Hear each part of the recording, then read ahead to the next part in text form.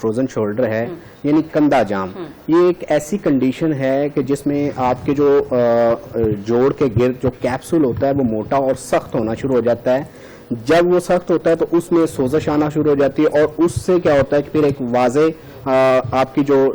Shoulder کی جو range ہے وہ اس میں کمی آنا شروع ہو جاتی ہے اور درد وغیرہ وہ سٹارٹ ہو جاتی ہے. لیکن یہ تھوڑا سلولی یہ چیزیں سٹارٹ ہو رہی ہوتی ہیں کیونکہ یہ بیسیکلی زیادہ تر ہوتا ہے ڈائبیٹک پیشنٹ جو شوگر والے مریض ہوتے ہیں. ایک عام پیشنٹ میں اتنا زیادہ کامن نہیں ہے، بٹ جو ڈائبیٹک پیشنٹ ہیں ان میں یہ سب سے زیادہ کامن ہے. اب جس طرح کے ہم بات کر رہے ہیں کہ گرمیوں میں اس کا کوئی ایفیکٹ یا یہ گرمیوں میں یہ زیادہ ہوتا ہے، تو میرے خیال میں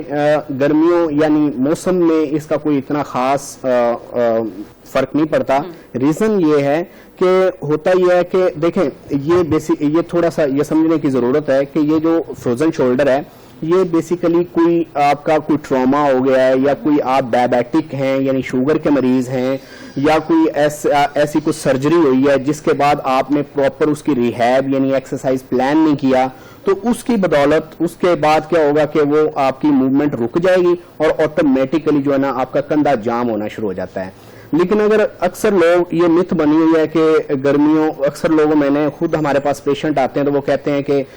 سردیوں میں ڈاکٹر صاحب ہمارا نا اے سی میں بیٹھے رہنے کی وجہ سے ہمارا کندھا جو ہے نا وہ جام ہو گیا ہے یا سردیوں میں ہمارے جو کندھے کی موومنٹ رک جاتی ہے. لیکن ایکچوئل میں اس کی اگر اصل سٹوری کی طرف جائیں تو ایسا نہیں ہے. ٹھیک ہے، اس کا موسم کے ساتھ کوئی اس طرح لنک نہیں ہے. ہاں یہ ہم کہہ سکتے ہیں کہ سردیوں میں کیونکہ گرمیوں میں کہا جاتا ہے کہ ہمارے پٹھے جو ہے نا وہ ریلیکس ہوتے ہیں اور اس صورت میں یہ ساری چیزیں پاسبل ہو سکتی ہیں. لیکن جو ہماری